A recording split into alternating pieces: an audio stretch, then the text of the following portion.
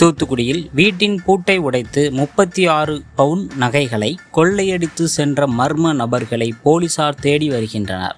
சோலைவனமாக மாற்றிய தூய்மை பணியாளர்கள். தூத்துக்குடியில் வீட்டின் பூட்டை உடைத்து 36 பவுன் நகைகளை கொள்ளையடித்து சென்ற மர்ம நபர்களை போலீசார் தேடி வருகின்றனர். தூத்துக்குடி முத்தம்மாள் காலனி அருகில் உள்ள ஐயாசாமி காலனியைச் சேர்ந்தவர் அசரியா மனைவி எஸ்தர். அசரியா இறந்துவிட்டார்.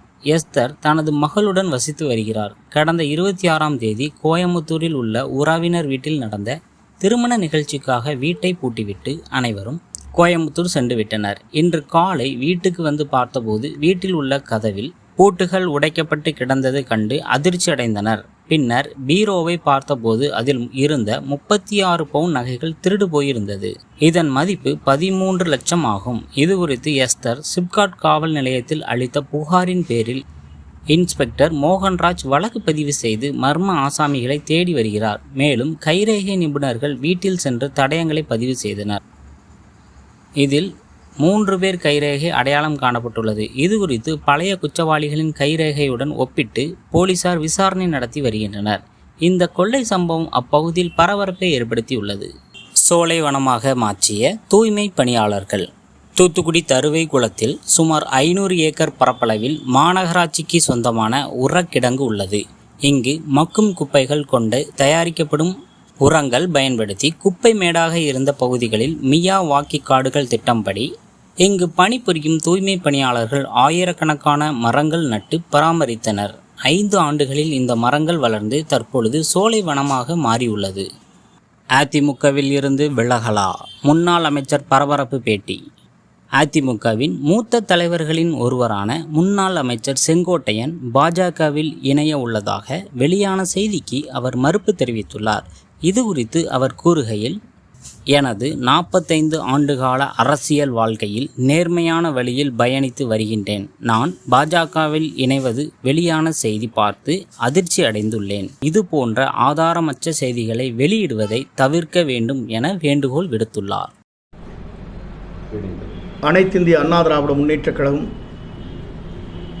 1972 இந்த இயக்கத்தை மறைந்தும் மறையாமல் நம் நெஞ்சங்களே வாழ்ந்து கொண்டிருக்கிற புரட்சித் தலைவர்கள் இந்த இயக்கத்தை துவங்கினார்கள். இந்த இயக்கத்தை புரட்சித் தலைவருடைய காலத்திலும் சரி, புரட்சித் தலைவர் அம்மாவுடைய இளையரையும் புரட்சித் தலைவர் அம்மா காலத்திலும் தொடர்ந்து நான் பயணம் மேற்கொண்டு வருகிறேன்.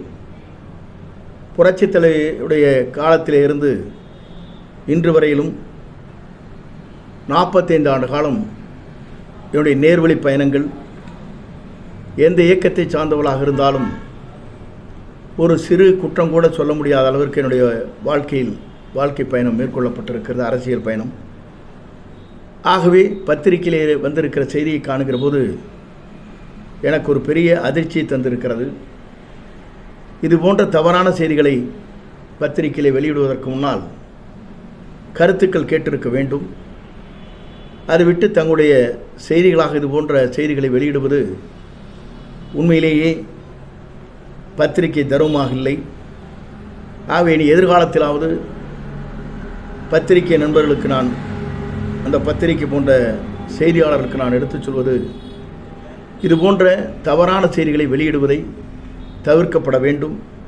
இது கண்டனத்திற்குரிய ஒன்று.